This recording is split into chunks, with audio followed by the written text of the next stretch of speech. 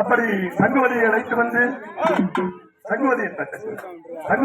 வந்து நேராக போத்ராஜாவிடத்திலே நிப்பாட்டேன்.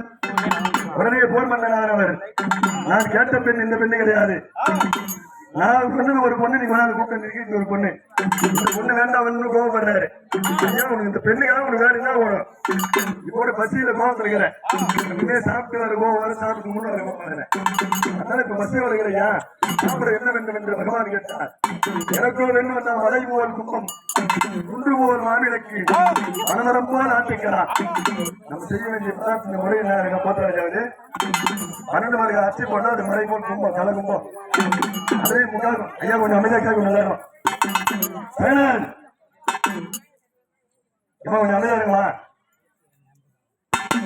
ரொம்ப நாளா நோய்பட்டுக்கிறோம், குழந்தை இல்லாதவங்க, கல்யாணம் ஆகாதவங்க, குடும்பத்துல ஏதாச்சும் குறை இருந்தா போத்ராஜாவோட பாச்சாரியோட மனமுறைய வேண்டியா இதோட முறை இந்த மாதிரி உங்களுக்கு கும்பம் போடுறையா இந்த மாதிரி நிவர்த்தி கண்டிப்பா நிறைவேறும்.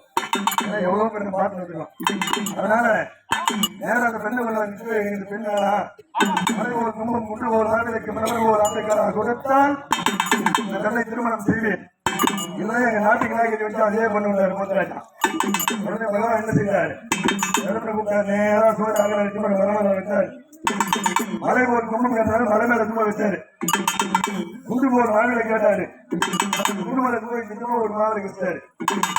அப்படி குண்டு போர் மாவிலை கேட்டதா குண்டு மலை வச்சாரு. மரமரம் போல ஆட்டுக்களா கேட்டாரு. ஒரு குட்டி கேட்டாரு.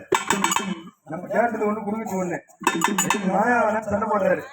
அப்படி இருக்கும் தருணத்திலே ஆகாயத்திலே ஆகாய கந்தூரன் பார்த்தார். இருக்கிறதுலே நம்ம தான் தெரியாதுங்க, இப்பேற்பட்ட நம்மளுடைய பூஜை யாரும் இதே பெரிய பூஜை சர்றது இறங்கி வந்திருக்கீங்க. அப்ப யாரோட கந்தூரம் வந்து நேரம் குண்டுல கை வச்சாரு.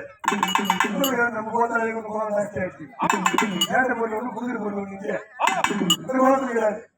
அதனால பங்கு வந்து கோபம் வந்துச்சு. 2 பேரும் அழகான கந்தூரனுக்கும் நமது போர் மன்னனுக்கும் அவராகி யுத்தம் நடக்கும் தருணத்திலே கதாவாரனை முற்றியாக